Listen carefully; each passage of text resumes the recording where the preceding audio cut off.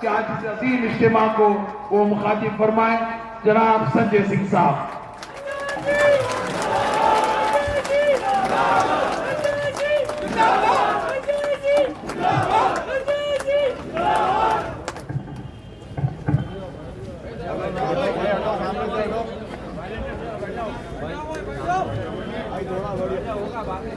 मंच पर आसीन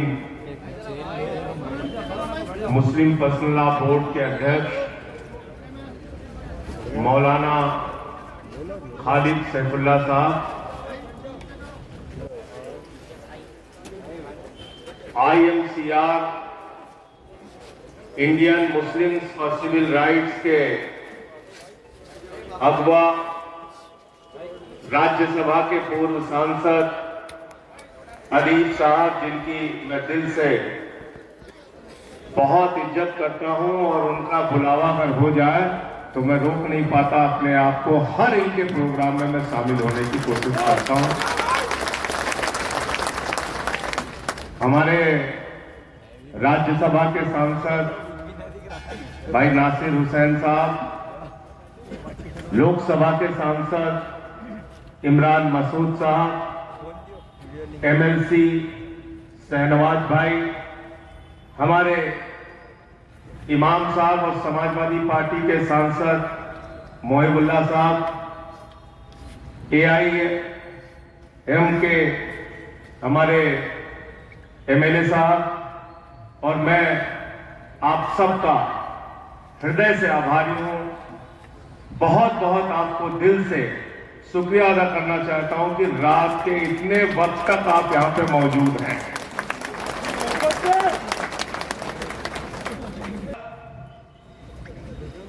ये कानून लाने की जरूरत क्या पड़ी, सबसे पहले तो मैं ये सोचता हूं बार बार।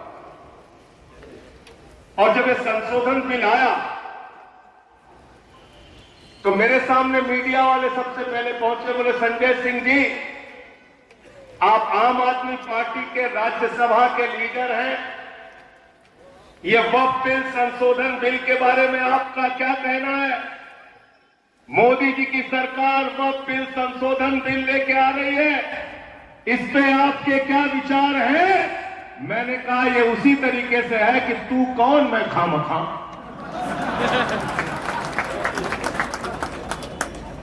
वक्फ बिल से नरेंद्र मोदी का क्या लेना देना है? वक्फ बिल से अमित शाह का क्या लेना देना है? वक्फ बिल से भारतीय जनता पार्टी का क्या लेना देना है? और इससे बड़ा मजाक कोई नहीं हो सकता कि देश की पार्लियामेंट में मिनिस्टर कहता है मुसलमानों का भला करने के लिए बिल लेके आ रहे। अदीब साहब आप गए थे कि मेरा भला कर दो। इमरान मसूद बैठते हैं लोकसभा में, आप गए थे भला कराने मोदी जी से? कौन मुसलमान गया था भाई? कोई गया था मोदी जी के पास ये कहने कि हमारा भला कर दो? अरे मुसलमानों को उनकी हालत पे छोड़ दो, मोदी जी भला करना तो दूर, जैसे हैं वैसे ही रहने दो, वो सुकून से रहे। क्या भला करने के लिए लाए? 3 तलाक का कानून लाए, कहते भला करना है मुसलमानों। पूरे हिंदुस्तान में एक टिकट मुसलमान को नहीं देते, एक विधायक मुसलमान का नहीं बनाते, एक सांसद मुसलमान का नहीं बनाते, एक मंत्री मुसलमान का नहीं बनाते। इसलिए पार्लियामेंट के अंदर मंत्री झूठ बोलता है कि ये बिल मुसलमानों का भला करने के लिए आया गया है, ये बिल मुसलमानों का नुकसान करने के लिए, उनकी संपत्तियों पे कब्जा करने के लिए लाया गया है। गलत तो नहीं कह रहा हूं? गलत तो नहीं कह रहा हूं? क्या क्या लिख दिया इस बिल में? मैंने तो पढ़ा, मेरे होश उड़ गए। क्या क्या लिख दिया इस बिल के अंदर? हम लोग डिस्कस करते हैं, हैरान हो जाते हैं, ऐसे ऐसे सवाल पूछते हैं, उनके पास जवाब ही नहीं होता। कहते हैं साहब वक्फ बाई यूजर का मतलब है कि मुसलमानों ने जहां नमाज पढ़नी वो जमीन उनकी होगी। वक्फ ने जहां कह दिया ये संपत्ति उनकी है, ये संपत्ति उनकी हो। इतना झूठ फैला बोल सकते हैं जितने कॉन्फिडेंस से नरेंद्र मोदी जी झूठ बोल सकते हैं।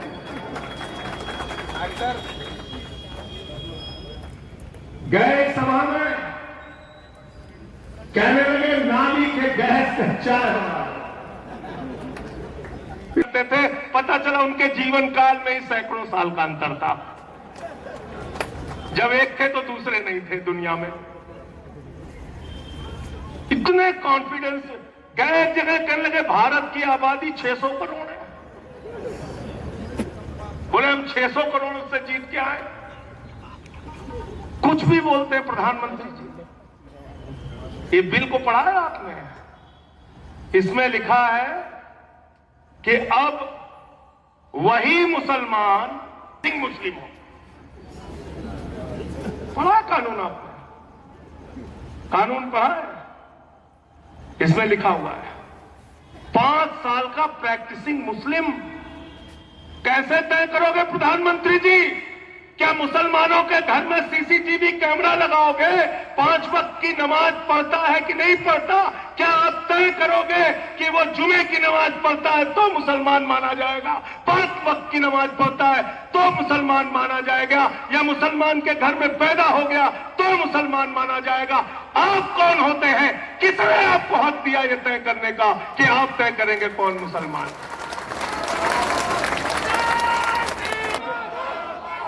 इमाम साहब हैं हमारे, मोहिबुल्लाह साहब, मुफ्ती साहब भी हैं।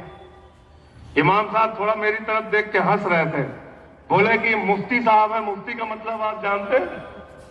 एक भाजपा वाला मेरे साथ फंस गया, टीवी चैनल में बहस कर रहा था मुझसे। कहने लगा शाही इमाम ने इनके लिए फतवा दिया है, शाही इमाम ने इनके लिए फतवा दिया है। मैंने कहा ये भाजपा का बुद्धू है, इसको कुछ नहीं पता, इमाम फतवा देता ही नहीं, मुफ्ती फतवा देता है। गलत तो नहीं कह रहा इमाम साहब? सुल्तानपुर का रहने वाला हूं मैं।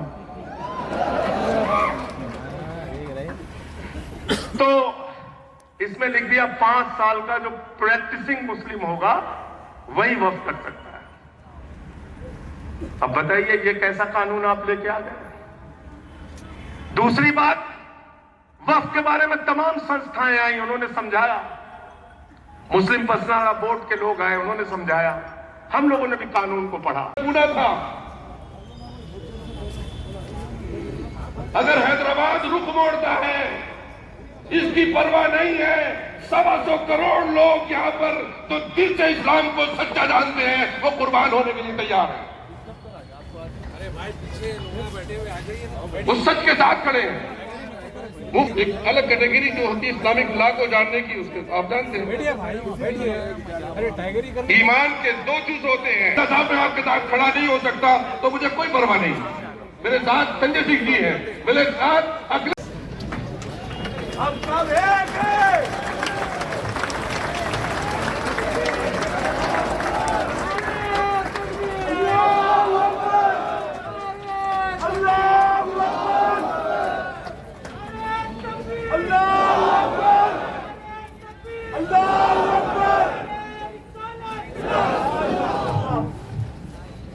और आलिया ने हैदराबाद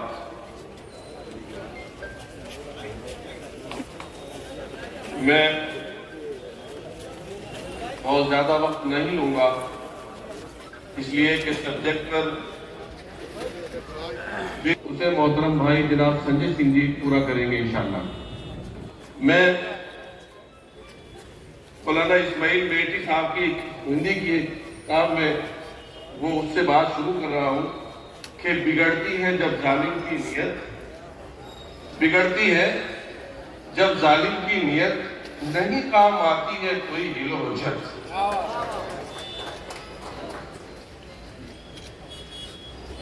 ये मेरा प्यारा वतन, इस वतन की आबियारी में, इस वतन में जो सरसब्जी और शादाबी और तरक्की है, इसमें किसी एक